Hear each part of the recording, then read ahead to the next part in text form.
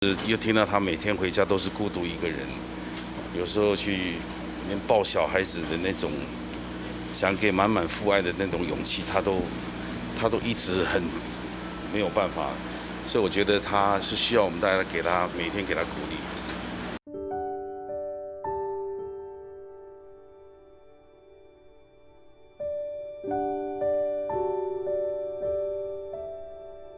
大家都很怀念刘真，也想念刘真。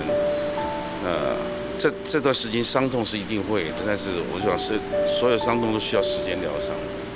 又听到他每天回家都是孤独一个人，有时候去连抱小孩子的那种，想给满满父爱的那种勇气，他都一直很没有办法，所以我觉得他是需要我们大家每天给他鼓励。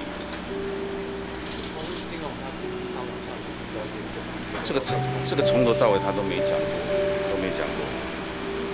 那有这么多朋友在啊，只要他有任何困难，相信朋友都是会帮忙。这么哀伤的一个气氛里，我实在是，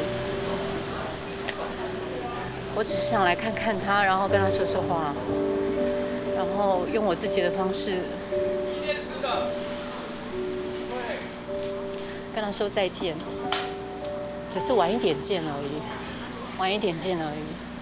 今年我最后一次跟他见面的时候，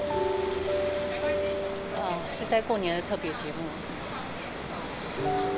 然后过年期间我在家里拿着他送给我的他最爱的甜食手工饼干，我们全家人一起在分享，我爸爸妈妈在分享。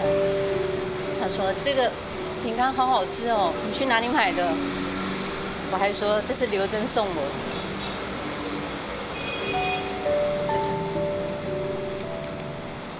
我觉得这个 ending 是蛮美的。我们大家对他的思念都是温柔、善良、甜美。然后我最后想讲的是，他今天的样子很美。然后晚一点见。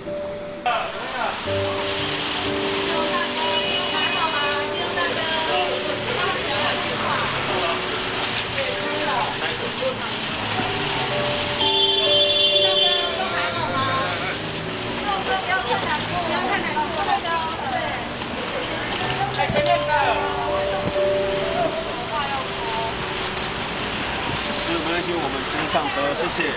不好意思，给我们路，我们直接上车，好不好？谢谢。加油！